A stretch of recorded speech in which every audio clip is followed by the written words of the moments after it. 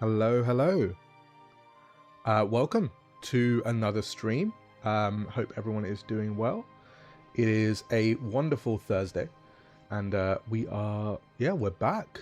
It's been a while. I've not done another stream this week, so I do apologize. It's been a fair bit, but I do hope everyone is doing well. If everyone's in the chat, so you can drop a hello in the chat.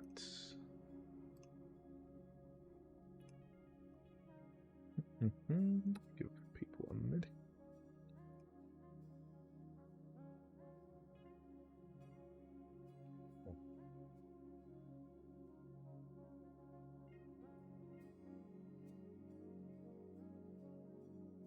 Happy Brambletrek Day. Happy Brambletrek Day indeed. I made it since my partner was cooking a B-Day breakfast. Happy birthday, by the way. Happy birthday to you. Happy birthday to Brambletrek. A wonderful day for wonderful people. It's nice to have you here. Thank you for dropping in. Birthdays are really important. So thank you for coming. Okay, so I want to cover over just some Brambletrek stuff today. I want to discuss the game, tell you where it started, how it got to here, and answer any questions that you might have for me on the game itself, where the game is headed, stuff like that. Think of this as just a discussion of Brambletrek in all its glory. So I will give people a minute to just jump in, but see if I can find.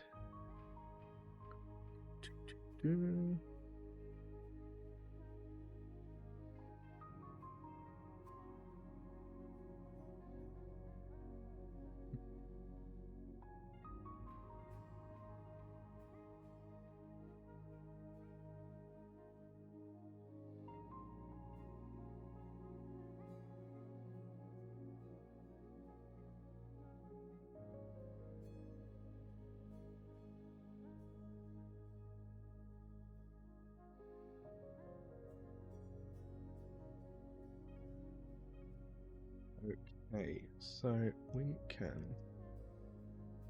start chatting. Just trying to grab some bits and bobs.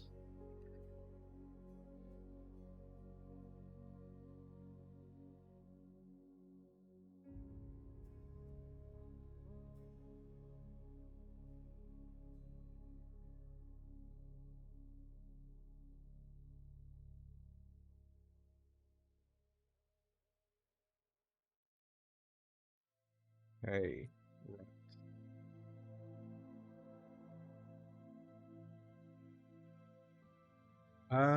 Yeah, I mean, here we are. It's been 2 years since Brambletrek. I still can't believe that, if I'm to be completely honest. Fair enough. Brambletrek has been a huge part of my life for the past 2 years. It was something that I didn't really think would ever happen.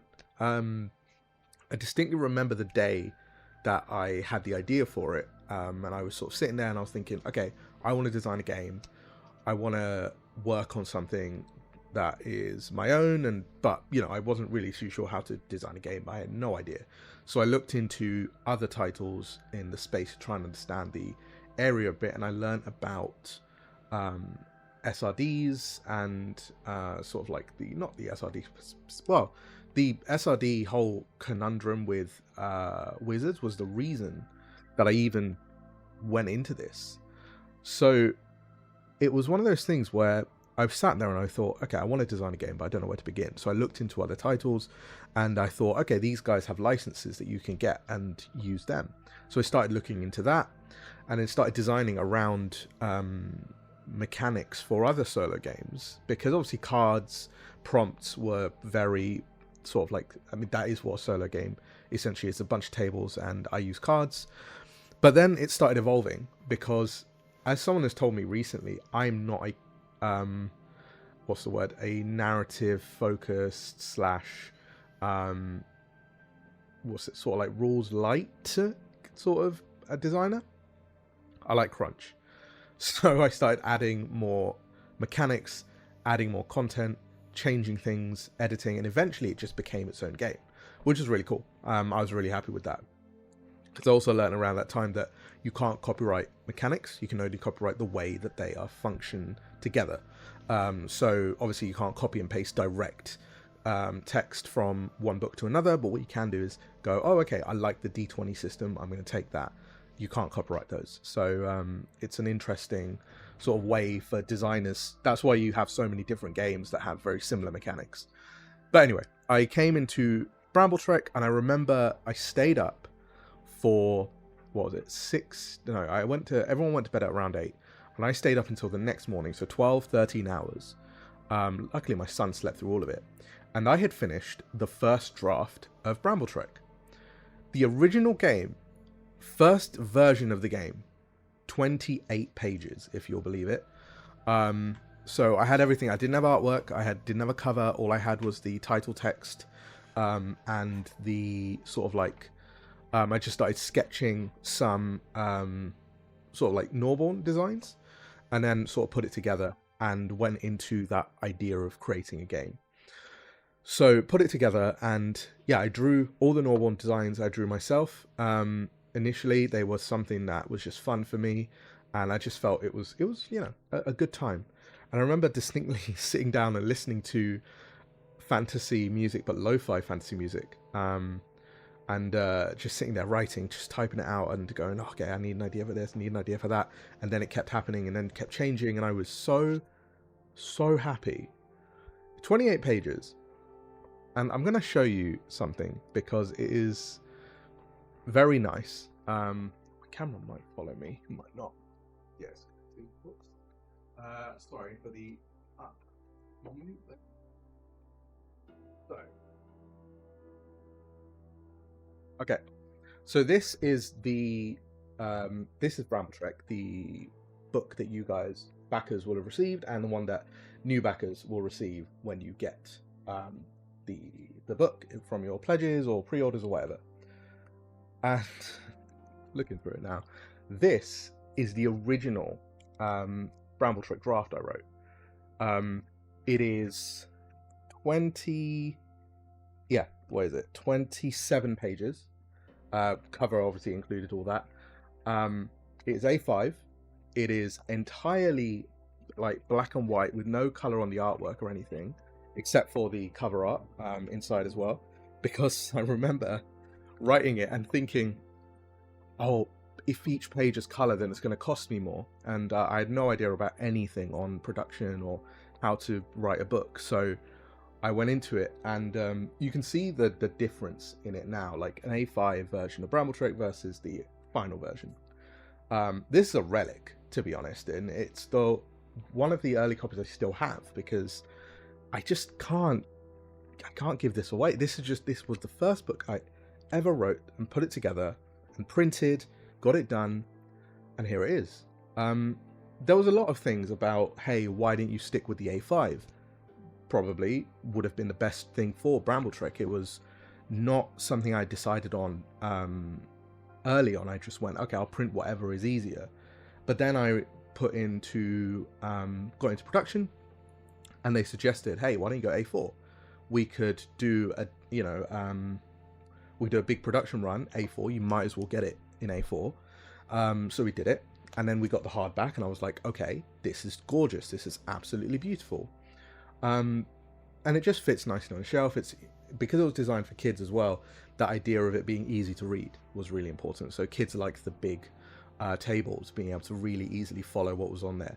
So it stuck, and obviously that's why now every single game I design is in A4 because Brambletrek was A4.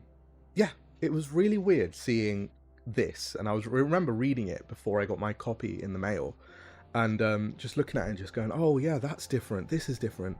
Oh, okay, so that's not how these mechanics work now. And you've still got the original little sketches, like little drawings. So I ink sort of like lined them before I put them in the book because I was like, okay, I'll keep it like that.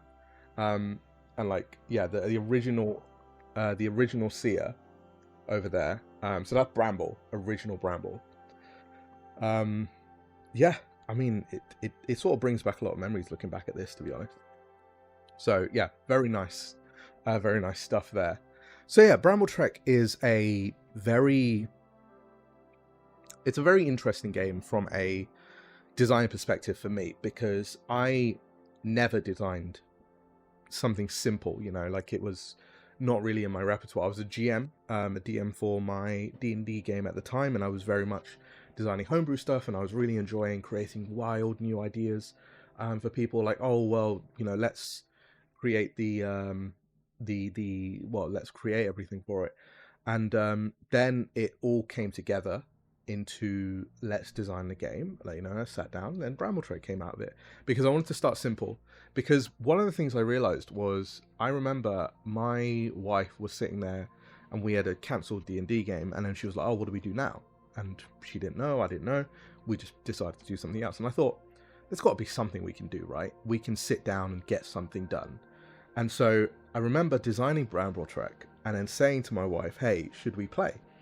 And then one date night, we pulled out the book, we sat down, and we journaled together. It was lovely. It was really nice. And I realized, wait a second, this game can be played with multiple people as well at the same time. And you don't need to have a set of individual rules for group. You could just have a set of like over rules that sort of just give you, hey, increase this stat, decrease that, you know, sort of thing.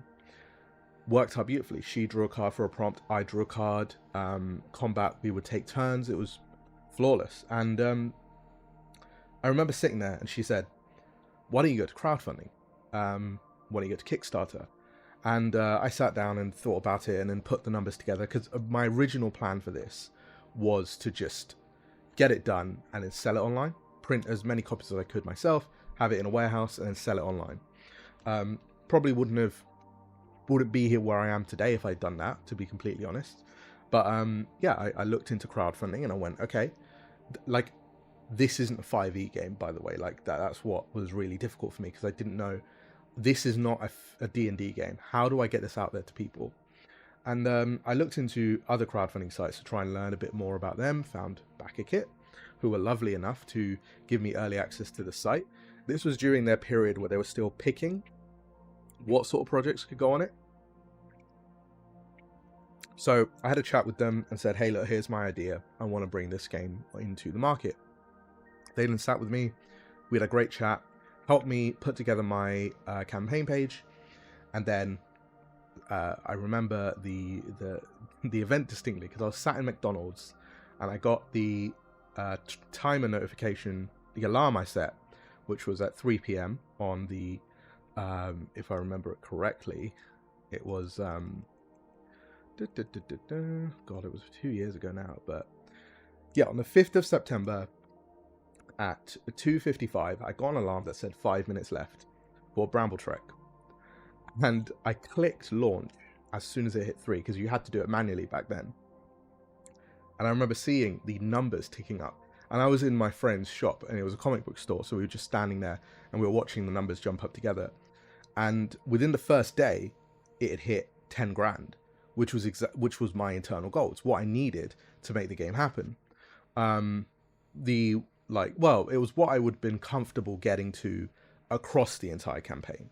So 10 grand was like, okay, in a perfect world, I'd hit 10 grand and I'd be able to make loads of these books and get out there. Backer goal, I think I wanted 500 people to buy it just because I wanted the game out there. But I remember sitting there and thinking, whoa, this is doing really well. And if we look back at the statistics for it, let's see if I can find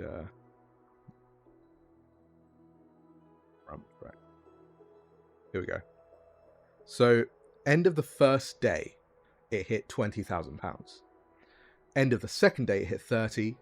End of the third day, it hit 36. And I started seeing, oh my god, this is ridiculous. I'd never funded anything that like that at all.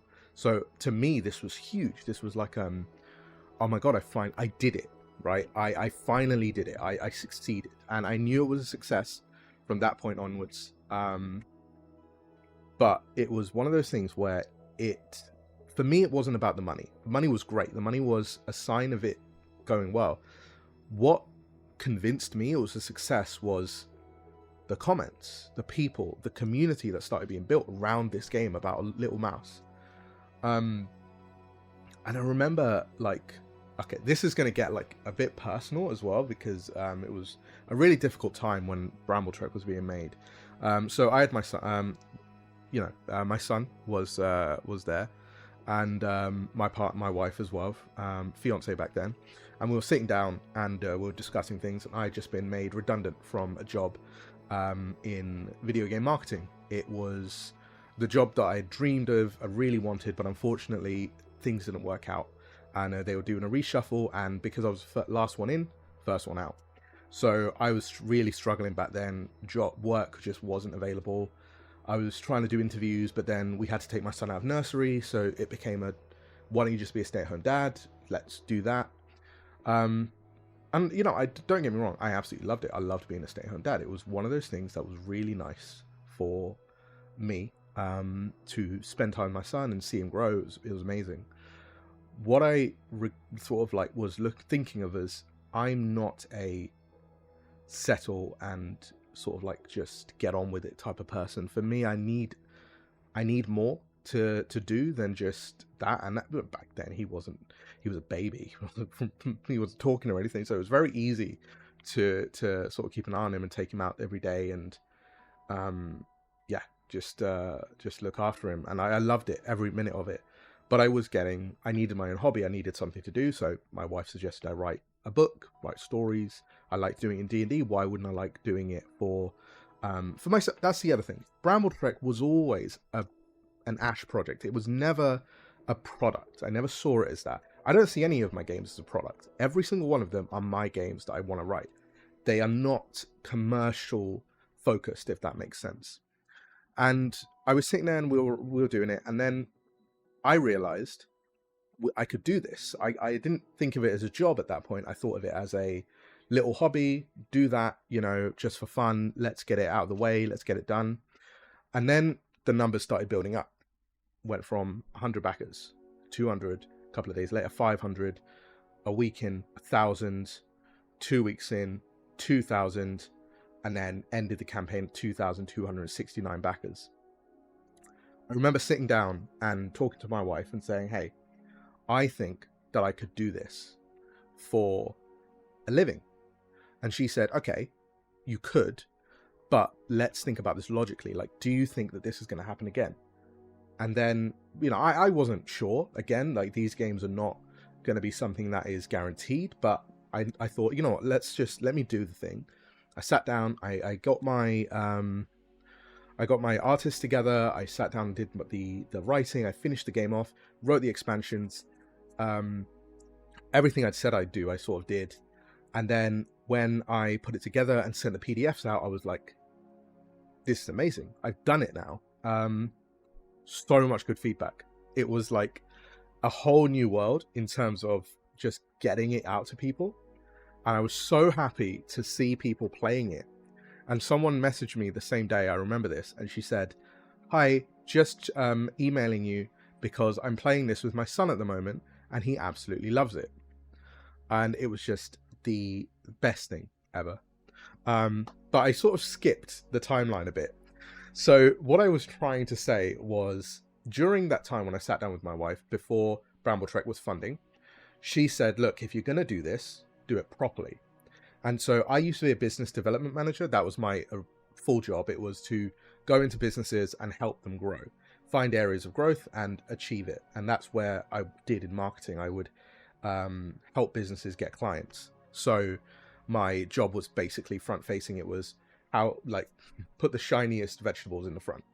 So I sat down, was planning out the Brambletrek campaign, and I thought, I want to do this right. How do I do it? And I remember, because we were very tight on money back then as well, and I think I had around £1,000 to my name at that time. It was the last paycheck I'd got from the job. We pulled my son out of nursery, so we didn't have that expense.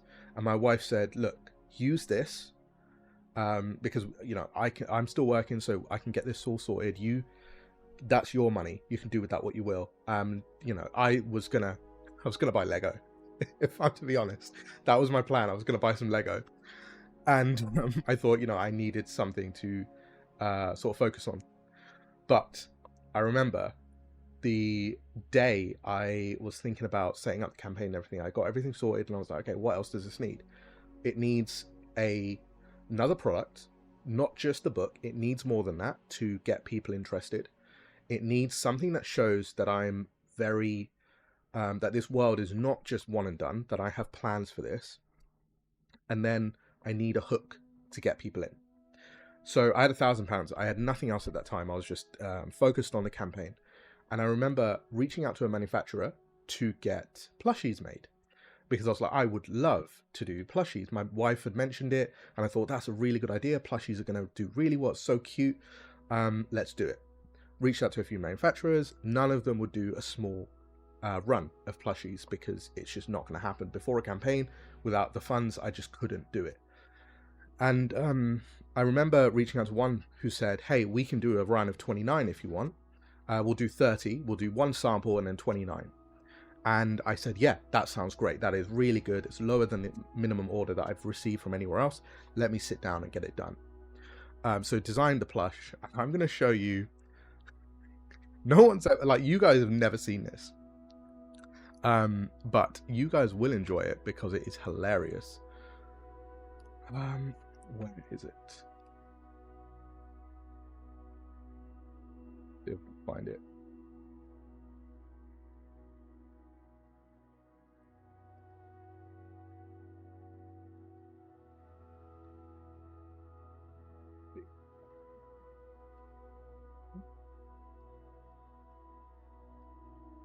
Okay. Sorry. Here we go. Right, we'll open this. And then... So, I sent my manufacturers a picture of Bramble. One that I'd drawn, you know, like a really nice image of him, you know, like I did the coloring and everything. I got it ready for them, and I was like, hey, I'm looking at something like this, would you be able to do it? I'll share the photo that I actually had at the time as well. Assets, artwork, no, PNG, no, oh god, images, PNGs, Mystic, there we go. So originally, just as a note as well, because it's quite interesting, originally Bramble was not a seer, he was called a mystic. So I had mystic, storyteller, seeker, and what's the word? And scrapper. That was what I had. And then I realized, oh, they're all SER names. Let's just go with seer for this one. And then that's how he became a seer. It was originally mystic. You might find on the back kit page as well, it's some areas it still says mystic because I didn't change it. But anyway, I digress. But here was the original artwork of Bramble, the one that made it into the book. And I colored it. I did all of the glow effects and got it ready for them. And I said, hey, I want this, but as a plush. And they said to me, okay, let's take this and our designers will rework this into a plush design. And then about 2 weeks later, I received their plush design. Sort of the way that they do it is they take the design and then they'll draw the front, the back, and the side of the product to show you a mock-up of what it looks like. So I went, okay, let's get that then. I'll do that and then we'll see what it looks like. Here is what they gave me. This was their interpretation of Bramble. This was what I received. I could have died right there and then because it was horrifying. Not a single part of this would have worked.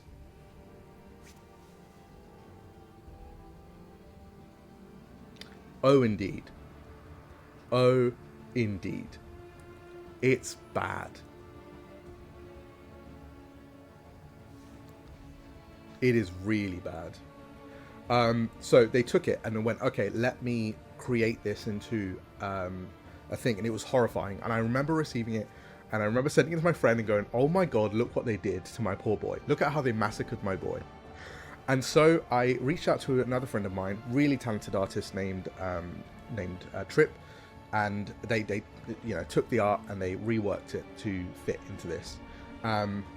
Killed it, absolutely killed it. They took the design, fixed it using the design that I had, and it was perfect. So this was what the final design was. So I took this and I sent it back to the manufacturers, and I said, "Hey, can you make this?" And they were like, "Yeah, absolutely." Sorry, let me turn this down. My voice is a bit low. And they said, "Yeah, we can do that." And I remember getting the quote for the price. £725 is what they charged me. Little over £20 per plush. And I said, "Look, I can't reasonably afford that right now. I only had £1,000, remember?" And I said, "Can you do a smaller run?" They said no. And I was like, okay, either I get this and I have something to show for the campaign, or I don't do it and I don't do plushes because I feel uncomfortable promising something that I don't know if it's possible to do. I just went for it. I thought, look, you know what? Worst thing happens. The campaign doesn't do well. I have the plushes. I'll give them as gifts. I'll make it work, I'll make it my own thing. And it was fine. Plushes arrived literally 1 hour before the launch day of the stream. My wife had collected it because they arrived here while I was still out. I came back. Stream had started for the live stream on the first day, because it was like 5 o'clock I was doing it, and I had the plushes on hand. And I distinctly remember sitting there thinking about the money decision, and I was like, if I do it, then I'm not going to have that much money left. Risk was huge at that point for me, especially at the time. It was a huge risk, and I didn't know if it was worth it. And I don't regret doing it at all. I remember the plush arriving and it was so cute, and I gave one to my son, and he started grabbing the nose, grabbing the arms, and I was like, you know what, even if this doesn't work out, it's worth it just for this. Something that was in my head now in person. So that was one of the things I did. But also the other one was I wanted to get an animation made. I don't know if you guys have seen it, but the original Brambletrek, see, it's on the page actually. The original Brambletrek had a small animation at the beginning. I'll turn it off there so you can see it here. So I don't know if you guys remember seeing this, but I reached out to an animation studio called Cut the Mustard, and they were lovely, lovely people who were working with me day in and day out to try and get an animation put together. And I remember getting their quote, and it was basically the rest of the money that I had. I didn't have anything left, and I thought, you know what, I can get the animation. It was, how long was it? Like 10-second animation, and it was going to be like 200, I think it was £300 or something like that. So it was a bit over the budget I had. But I remember sitting down and thinking about it again, and I was like, I need the hook. I need something that's going to get people in, because this is the first time I've done this. People don't know who I am. I need something to just show that I'm taking this seriously. Obviously, it was, again, big risk, because it wasn't like it wasn't an easy decision. It's a lot of money to spend on something that you've not proved. But I thought, forget it. Let's do it, because I, at least bare minimum, I can recoup my cost here.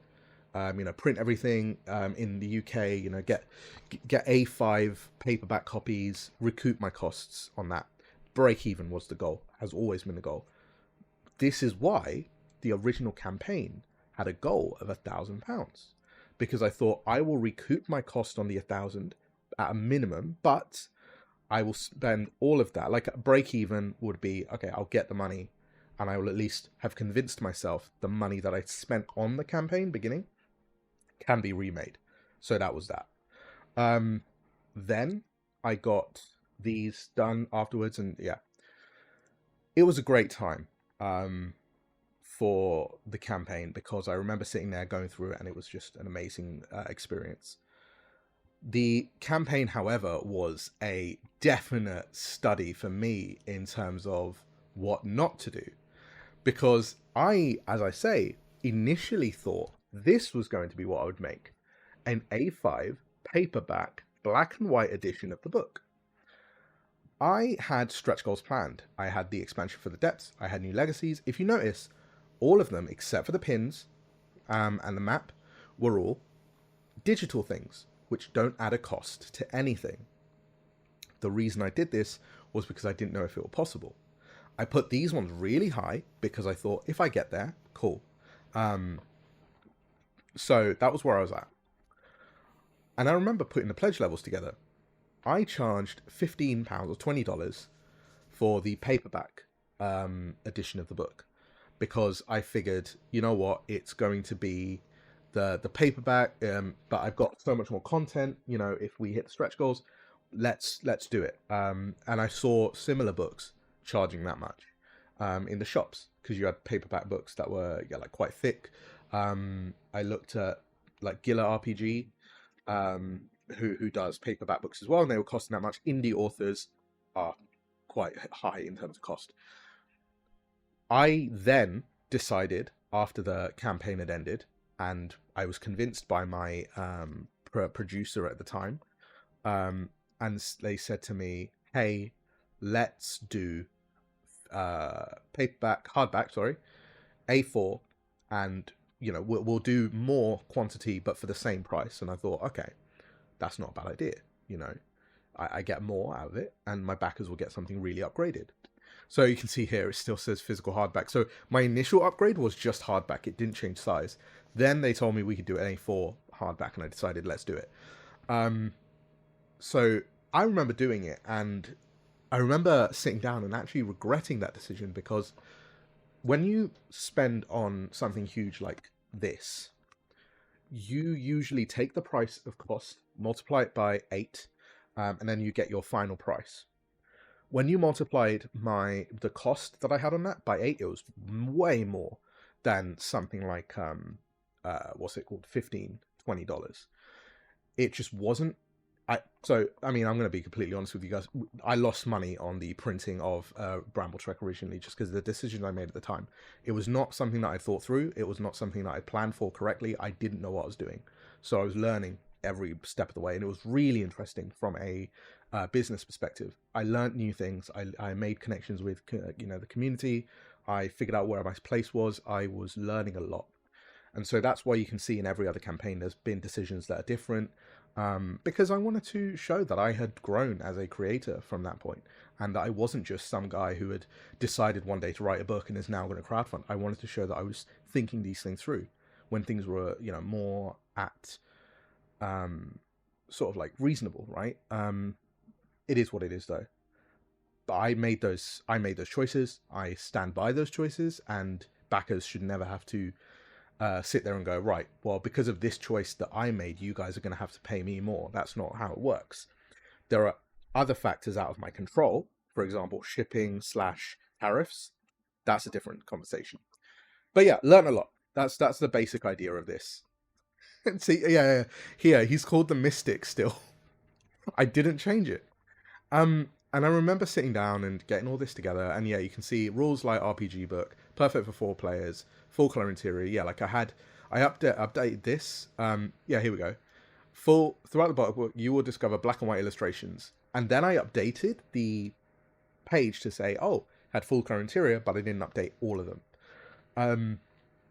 And I remember sitting down and recording this. It was a lot of fun because I got to show off like how the game works in a very easy way. I should do this more for other games, but it's just making the GIFs was actually a real hassle. So it was just interesting. Oh, and here are the original drawings of the legacies. And I remember, yes, I remember this. I got an email because I'd reached out to Dicebreaker when they were still in existence. And I messaged them and said, hey, I'm writing this book. I'd love for you guys to write about it. And I see if I can find it. But I remember getting an email back saying, hey, we've managed to feature you on Dicebreaker. And I was so ecstatic that it happened. I saw this and I genuinely thought, I've made it, because I've never been featured like this in my life. Like, it just doesn't happen. So to see a small creator like myself get this, it was huge, because I think it was social proof, which was really important back then as well for me, because people didn't know me, they didn't know they could, trust me, give me money to make their thing. And I remember reaching out to review channels, I got a review channel to do a review on the game, but also one of my closest friends, he did a playthrough of the game on his own, and then I put his quote in, because I just didn't have anyone else to quote for it, so I put his quote in, and it was lovely, and then I remember during the campaign, just before the campaign, I reached out to a friend, Elise, and said, hey, I would love for you to do a track for this, and then we discussed it, and she created the ambient track for Brambletrek. So yeah, the journey for Brambletrek has been pretty ridiculous, if I'm to be completely honest. We went from that to Brambletrek 2, which was a huge step up for the game. It went from just something small to a huge IP being used for it. It was, amazing. I was so excited for this to come into existence, and I just knew that it was something that I wanted to, like, really, what's the word? Like, make happen, Yeah. It was a really good one. Sorry, I just rambled there for a bit. I was meant to talk more about Brambletrek Week, but I just talked about the history of Brambletrek. So I do apologize about that. But yeah, if you've got any questions about Brambletrek, how it came to be, etc., please do just let me know.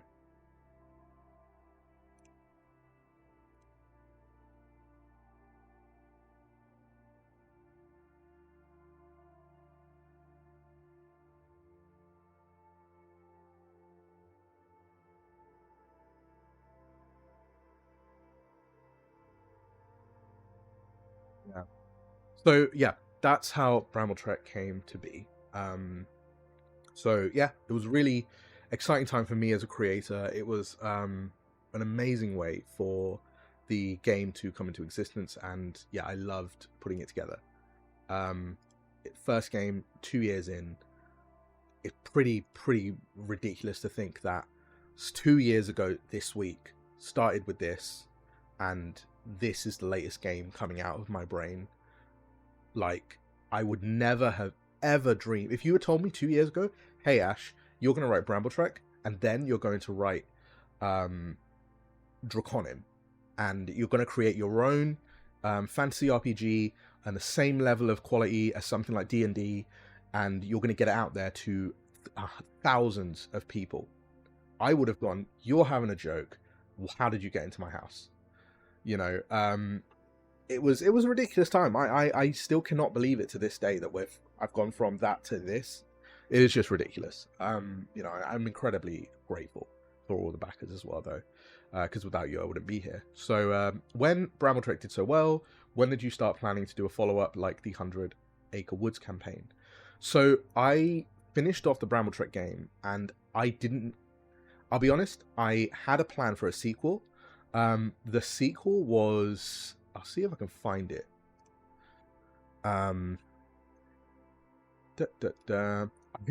This is going to be a deep cut. Let me see if I can find it.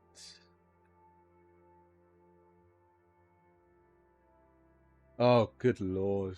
Here we go. So I put together a rough plan of the games I wanted to write after Brambletrek. And so I planned out Midnight. I had started planning out Ashes, and I started planning out Brambletrek 2. Brambletrek 2 was not originally 100 Acre Woods focused. It was something else. Would you like to see the artwork for the new race that you could play in Brambletrek 2? If you would like to see it, I can show you.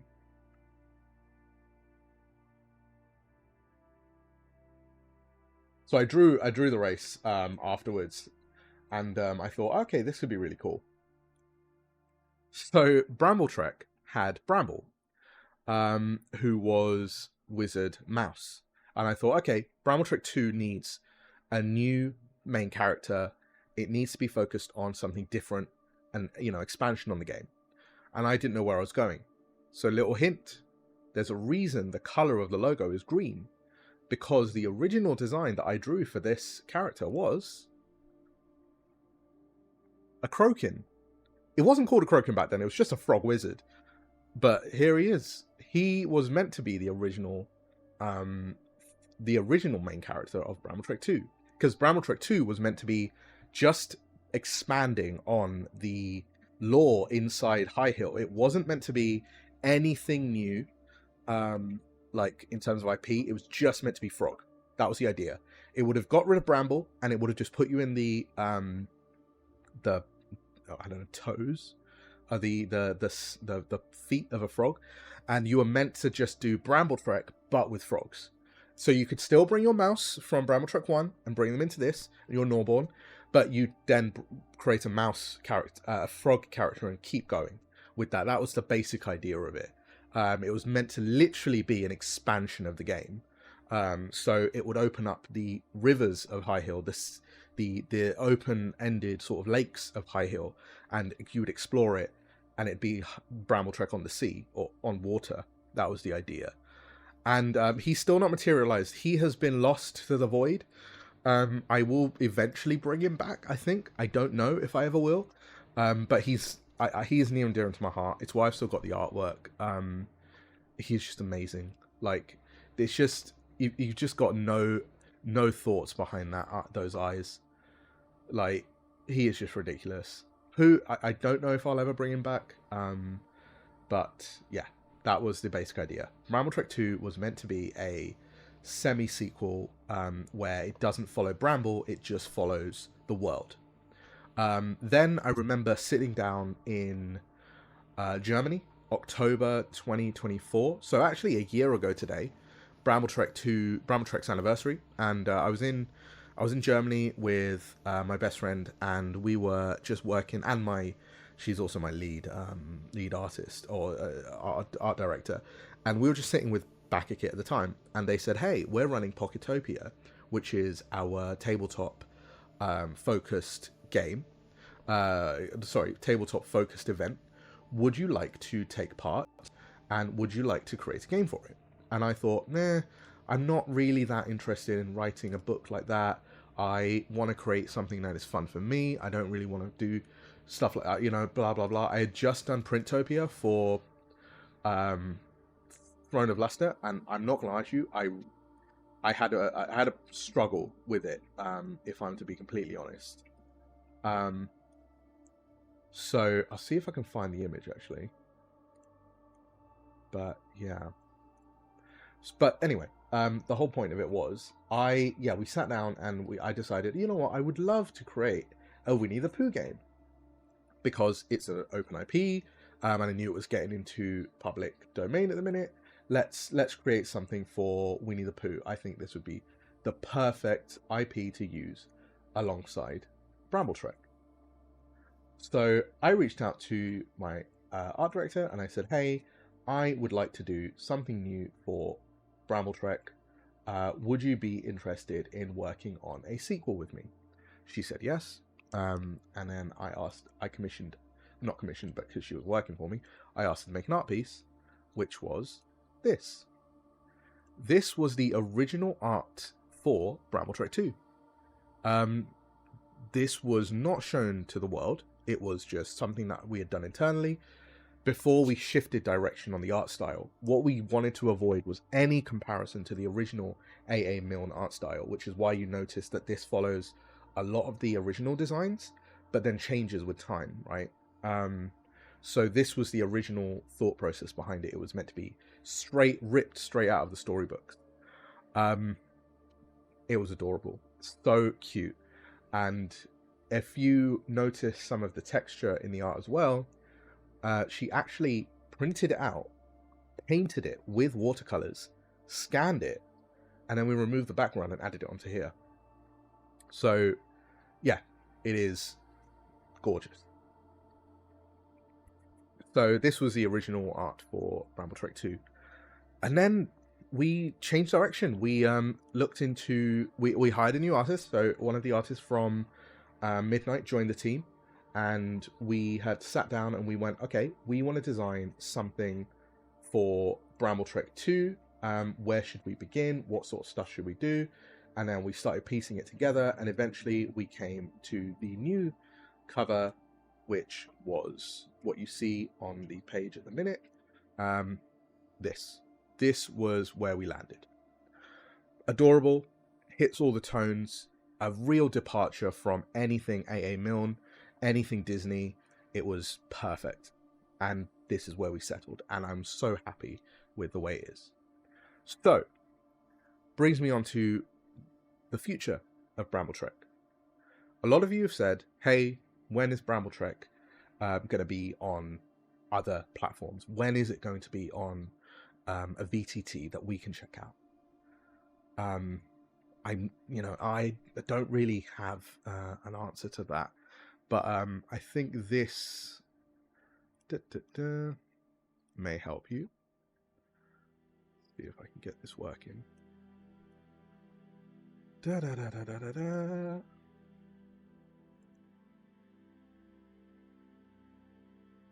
Okay, so let's take a gander at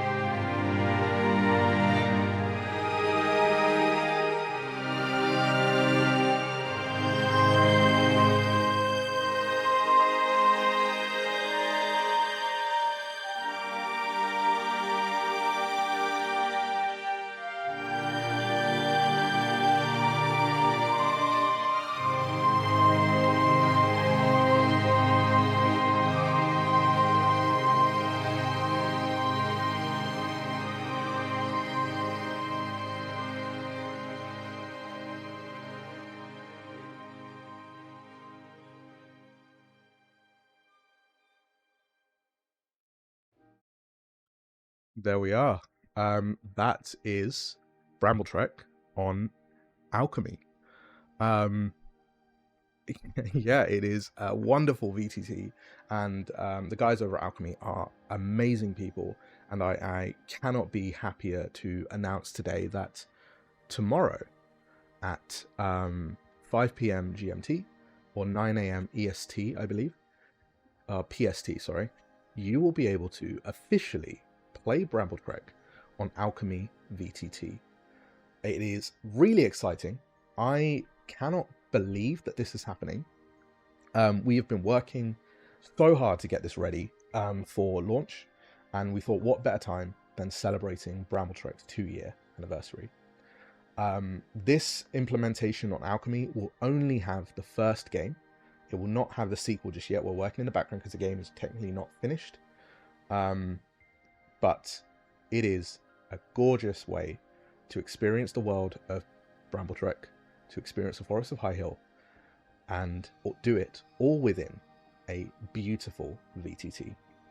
I will quickly show you, because I'm running a bit low on time, but I will quickly go through it. So here we are. let's open it up and see what it is like. So, this is Brambletrek on Alchemy. I will see if I can lower this down so you can get a really nice look at it. Close all these up.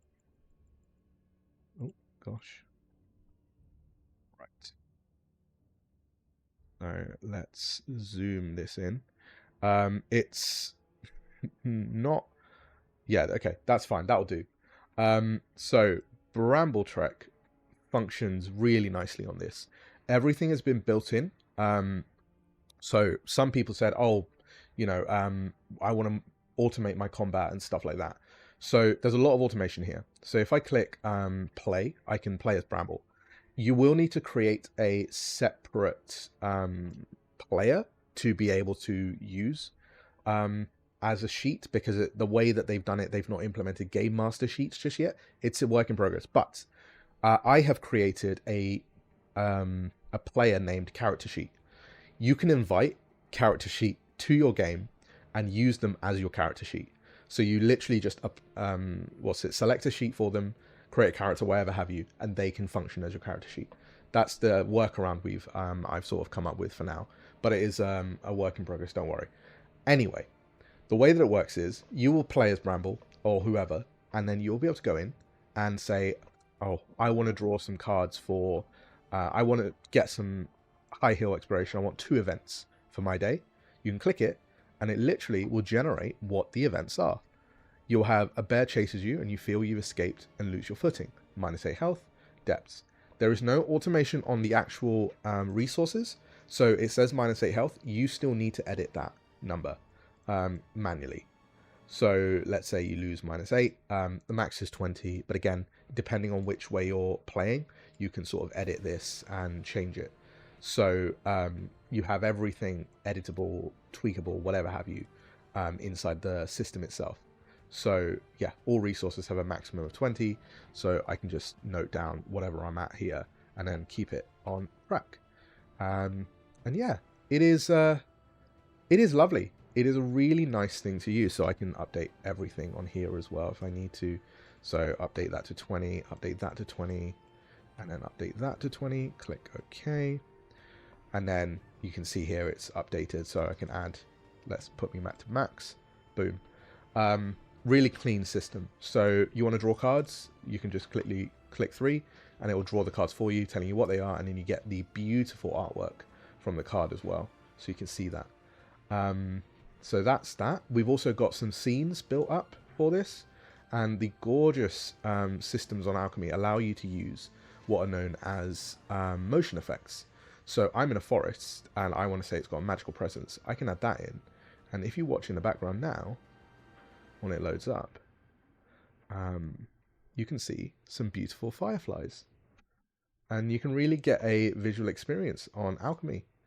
So it is gorgeous. It is really nice. It's got some beautiful effects. So for this one, let's pick light rays, and then let that load in for a minute, do the thing. And then if I click on this now, it should load in, and you can see the beautiful light ray effect on top as well. So it's really immersive. And if you want to get even more immersive, they have a beautiful Zen mode, which you can then experience the entire sort of page in its glory as well. So yeah, it is just amazing. And you know, if you're experiencing Brambletrek, you can also get the first scene, which is the animated background. So you can play and have this as your background. It is a gorgeous way to play. I will show what the areas on Brambletrek are called. On Alchemy called. You will be able to experience the entire game. The full game has been implemented here. This is not just the system. You get the entire game. So you'll get everything laid out inside Alchemy. So you have all of the tables, all of the effects, but not just that. You don't just get the tables, you also get them as NPCs. So earlier you saw the, what is it called? The King Crab. You'll be able to get them as an enemy here. And then you've got the tactic cards, which is a roll table that will randomly generate what their attack is. And then, yeah, you've got handouts as well. So you have the full map of High Hill, It's a quite a big file, so I do warn you if you're going to download it. But this is the full map in all its glory. You can really zoom in and get all of the lovely details, and see just the beautiful, beautiful piece there.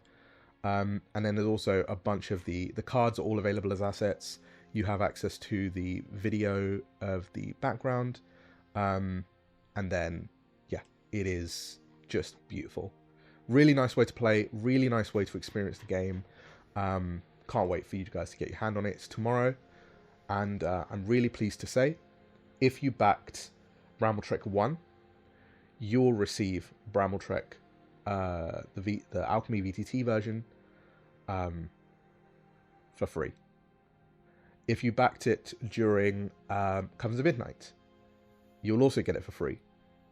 It was included in the add-on for that.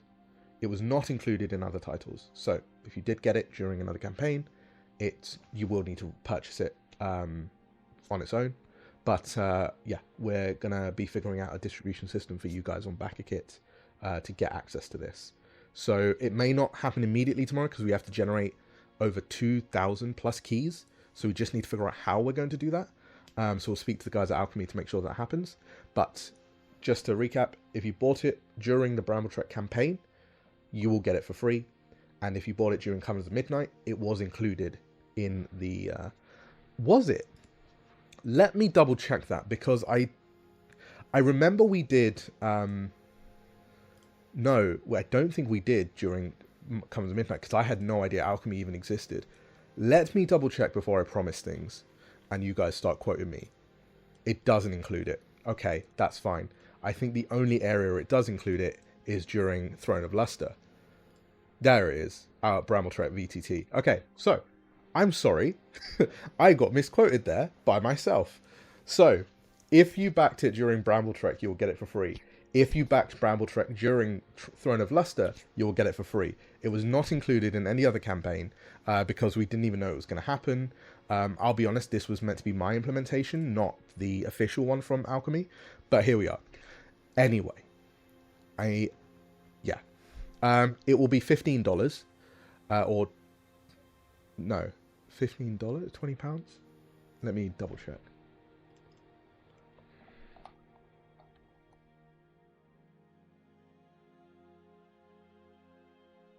$15, yeah. Yep, $14.99. My bad. $14.99 on Alchemy, £10 for you guys in the UK, or $9.99. Yeah, it'll be the full game. You'll get access to everything that the base game has. So all of the articles have been built out. Every single legacy is available here. The character creator is really easy to use as well because you've already created a character. It doesn't have a guided system in similar to something like D&D Beyond, because that's not what this is. But you can create characters fairly easily, where you just go in and you click, okay, I want to be a seer. I can refresh and shuffle what I want to do. And then I can build out my resources, write down what they are, and then get my reason for adventure, my background, my trinket, and then go, right, I'm going to jot some notes down and then change some of my mechanics here as well. And then boom, and then I've created a new Norborn, and they are a scrapper. They've got these abilities, these stats. Yeah, it's quite an interesting one. So I've also gone in and made some pre-made characters for you.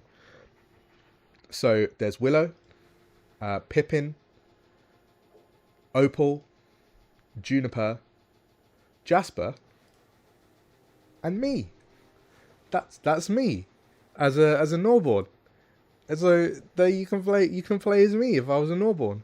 I'm a Norborn seer and I've got books and the pointy hat. So yeah, that's me. I'm a mouse.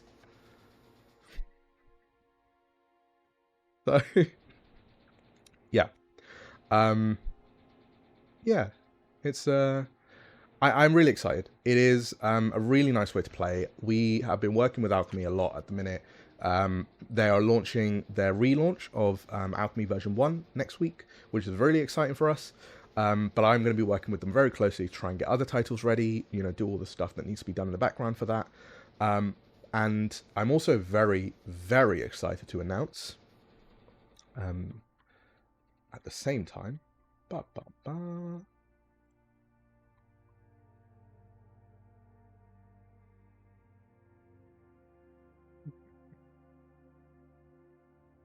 Brambletrek is also coming to Foundry VTT.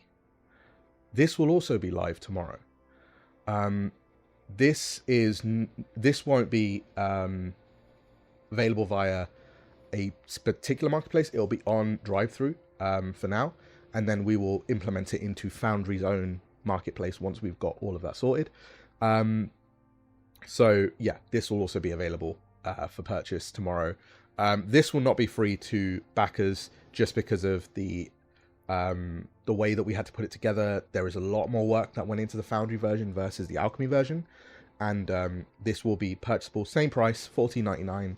You'll get the entire game, and it's been built by Phil, who also built the Sanctum system, so you will basically have the same experience where it's just really easy character creation and playthrough system. Really excited to show you some more on that when we've got some more footage for you, but tomorrow, same time, it will be available via drive-through. We'll put a link in the Discord so you guys can get to it as well.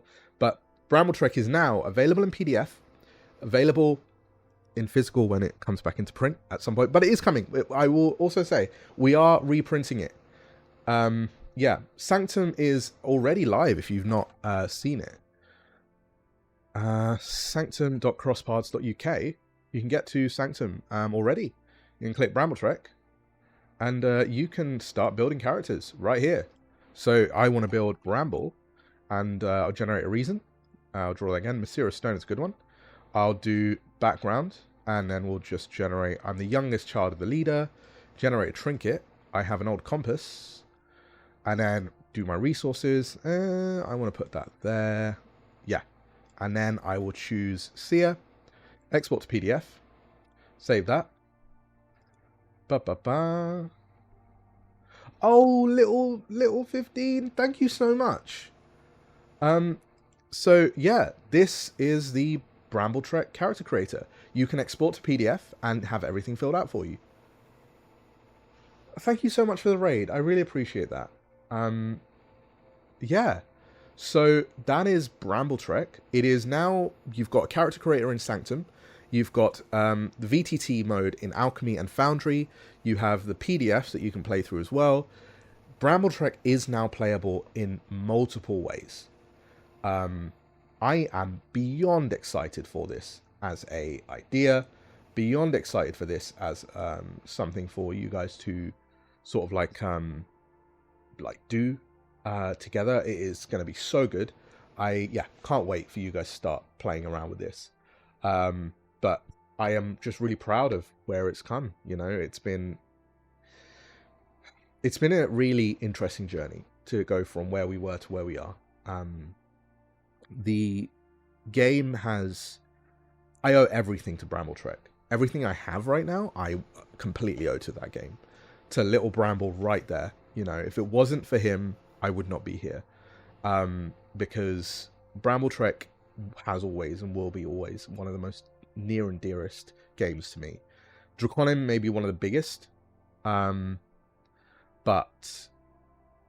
Brambletrek is always going to be the first for me. So I am incredibly proud of where it's come. But before I get too soppy, I will need to end this stream because I only promised myself an hour. But thank you all for joining. I'm really excited for you guys to check out Brambletrek on Alchemy and on Foundry VTT tomorrow. It is going to be really exciting. Brambletrek is, it's a great game. If you've not, then check it out. I highly recommend it. It's just a fun little game to play. But as I've learned today as well, this game will kick your ass if you're not careful. But yeah, I owe so much to this. And yeah, I want to thank each and every one of you who have turned up today. And if you're watching this on a VOD, I want to thank you from the bottom of my heart for checking out Brambletrek. Games are important to me.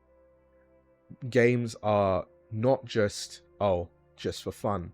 They're an escape. They are the way that I express my love. They are the way that I express my care. They are the way that I express myself in a medium that is that transcends me. Brambletrek, all the games I write, they will exist long after I'm gone. They will be the thing that attached to my name for the rest of time. And it's a little part of me that I'm leaving to all of you in everything that I do. It is every single moment that I have had fears, I have had doubts, every single time I've had fun, every single success, everything that I am has been put into the games that I do. I wouldn't be here without you. I wouldn't even be thinking about writing more games if it wasn't for you. You guys in the Discord, you guys in the chat, you guys on the back of kit pages are the reason I do this. You have made every single day a joy to come into work. I get to do this for a living. I get to write stupid little mouse games for a living. Never in my life did I think that would be possible. Never in my life did I think I would be the one being able to do this. If it wasn't for all of you, this would not be a thing. And I just want to thank you from the bottom of my heart and tell you that this is not the end. This is only the start. There is so much more I have planned. So keep an eye out. Watch this space, I guess, because Bramble's journey has only just begun. So I will thank you, and I know that many of you are in different time zones. So, as they say in one of my favorite movies, good morning, good evening, and good night. And I will see you all very soon.